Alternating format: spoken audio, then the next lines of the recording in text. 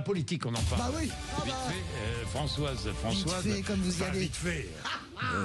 Vite fait. Ouais, Faut dire on fait que ça, faut la dire, politique, pardon, mon mais je ami. me mets à la place des auditrices et des auditeurs.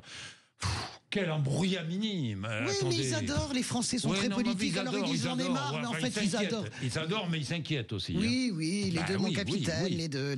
Alors Alors, censure, pas censure, sur le texte sécurité sociale, dès lundi, 49.3 de lundi, censure mercredi prochain ou pas? Bon, en tout cas... Le RN se réunit dans l'après-midi. Le RN se réunit, mais je voudrais quand même dire deux mots sur Michel Barnier, parce que Michel Barnier, c'est quand même le Premier ministre au bout du rouleau. Oui, tous les interlocuteurs qui l'ont vu hier, que ce soit la gauche et la droite, décrivent toujours la même scène. Un homme éreinté, épuisé et surtout totalement résigné, et qui n'a aucune intention de céder sur rien, et surtout pas à Marine Le Pen. Il a dit non à Marine Le Pen sur le tarif de l'électricité, il a dit non à Boris Vallaud et Patrick Caner, les deux derniers chefs de groupe socialistes, en l'occurrence Assemblée et Sénat. Il dit non à tout. Alors, vous savez que Marine Le Pen, jusqu'à hier soir, a essayé avec son état-major d'arracher ses exigences à Michel Barnier. Alors, à l'heure où je vous parle, donc il est 7h51, eh bien, ça marche absolument pas.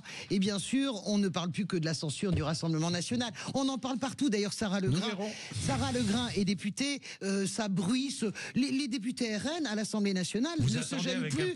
Mais ils ne se gênent plus, les députés RN, la nomination du gouvernement. Vous attendez avec impatience la chute du gouvernement et le vote des RN. Vos alliés, finalement, sont vos alliés. C'est plutôt pour faire tomber le gouvernement. C'est plutôt que eux, c'est plutôt qu'ils sont responsables du fait qu'on ait eu aussi longtemps ce gouvernement illégitime et qu'on se retrouve avec ce budget-là. Parce que je vous rappelle que c'est eux qui ont quand même permis de rejeter le budget de progrès que nous avions fait adopter avec le nouveau Front Populaire. Bon, en tout cas, on ne parle que de ça. La censure entre le 5 et le 7 décembre, Jean-Philippe Tanguy ne s'en cache pas. Alors pourquoi il y a un tel changement? Quand même, c'est important de le dire parce que la politique, c'est de la psychologie. Je pense que Marine Le Pen, en regardant le 20h de TF1 de Michel Barnier, qui était totalement crépusculaire, a compris qu'elle n'obtiendrait rien. Et peut-être qu'il y a un changement. Peut-être que Marine Le Pen a décidé de partir sur ce qu'une partie de son état-major propose, la présidentielle anticipée. Elle est réticente, elle. Je ne sais pas si elle est réticente. En tout cas, il y a un cheminement qui se fait. La présidentielle anticipée, c'est la seule qui est prête avec Jean-Luc Mélenchon pour la France insoumise. Et lui veut. Oui, mais elle aussi, écoutez, il rêve d'être candidat.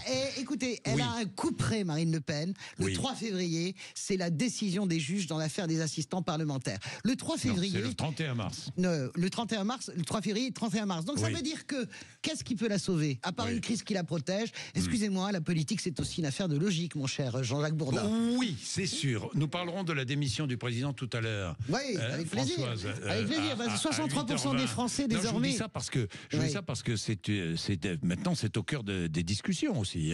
63% des Français sont pour. Je vous rappelle que d'habitude, c'est LFI qui demande la démission, donc on a l'habitude, c'est une petite musique qui ronronne depuis septembre. En revanche, quand vous avez Charles de Courson, dans la même journée, Jean-François Copé qui disent la seule solution désormais, c'est qu'Emmanuel Macron démissionne, eh bien, on peut se poser une petite question. C'est un climax comme ça, un climax. On verra où ça atterrit. Climax, Max. Il est 7h53, vous êtes sur Sud Radio.